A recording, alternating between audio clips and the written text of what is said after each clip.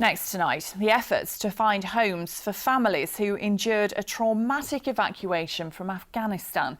They had to flee after Kabul fell to the Taliban a year ago today. But around 650 Afghan refugees are still in temporary hotels across the East Midlands.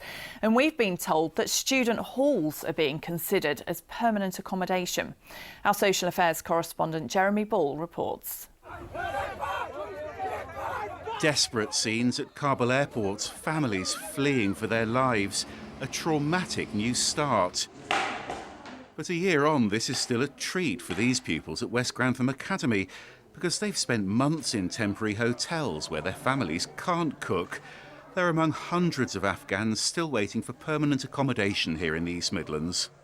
When people hear about it, they're like, what are you worried about? You're in a hotel, you're getting food, but you want your home, you want your freedom. And I personally have seen a lot of people going through depression and anxiety, panic attacks. We have lost like 1 year of our life. You can't do much. And there's no time frame about how and when things will be sorted out. All you're asked to do is just wait. That wait's partly down to a national housing shortage, so resettled Afghan refugees aren't being put on local waiting lists.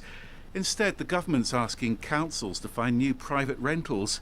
And now they're also looking at disused student halls of residence. If they're not using some of their blocks that have been used for student accommodation, can that be released? Can we use that for support of the Afghan refugees? So that's something we're looking at. And other areas of the public estate as well. And how urgent is this? It's very urgent. We have moved over 1,000 through the system, but there are still too many in hotels and we need to get them into local housing. This former British Army interpreter has now moved out of his bridging hotel. His family's been housed after getting support from the Red Cross here in Leicester. Like many, he can't be identified to protect his relatives back home. The body is here in the UK, but the mind and the worries, they're still left in Afghanistan because they've got their loved ones left behind. They're getting threats for the ones who are left there from Taliban. Their family members, their sisters, their brothers, they get picked up by Talibans and then they get tortured, abused. Hosnia says she experienced that fear firsthand because she was stuck in Kabul for several months after the Taliban took control. And today's anniversary is painful. It will bring us back all those bitter memories of how we lost our country, our homeland. We locked ourselves into our houses because we were scared. And every time there was a knock on the door, there was a feeling, oh my God, what if it is one of those people who are looking for us, you know? Is it the end for me? We are safe. That's the most important thing. And the Home Office says while hotels aren't a long-term solution, they are providing security. And it says these Afghan families are being moved into permanent homes as quickly as possible.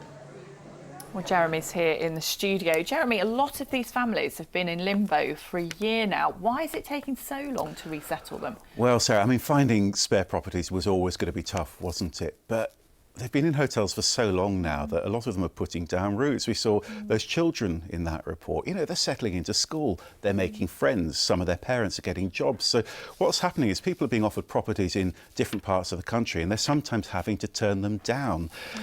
Added to that, when you think back a year ago, no one expected the war in Ukraine. And what's happened is that a lot of spare properties are now being offered to those refugees instead. So how many Afghan refugees have they managed to resettle? Well, across the wider East Midlands region, I'm told that 245 adults and children are now in their own homes in 68 properties, a lot of those in Nottinghamshire.